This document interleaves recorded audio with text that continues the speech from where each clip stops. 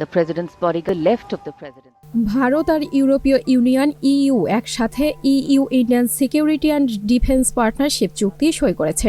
এই চুক্তির মাধ্যমে দুই পক্ষের মধ্যে প্রতি বছর একটি করে সিকিউরিটি অ্যান্ড ডিফেন্স ডায়ালগ হবে। প্রথম বৈঠকটা হওয়ার কথা আগামী 1 মাসের মধ্যেই। এই সহযোগিতার মূল ফোকাস থাকবে maritime security, cyber security and counter টেররিজমের উপর।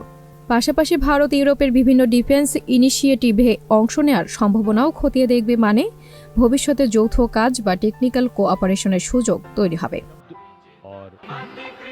একই সাথে বাণিজ্য ক্ষেত্রে বড় আপডেট এসেছে। প্রস্তাবিত এখন সই হয়নি।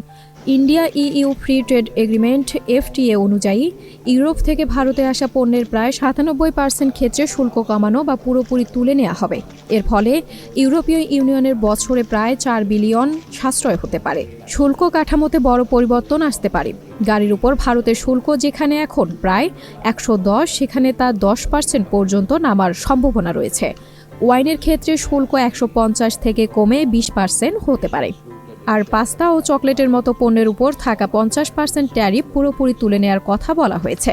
ফলে ভারতের এর সুপ্রভাব পড়বে।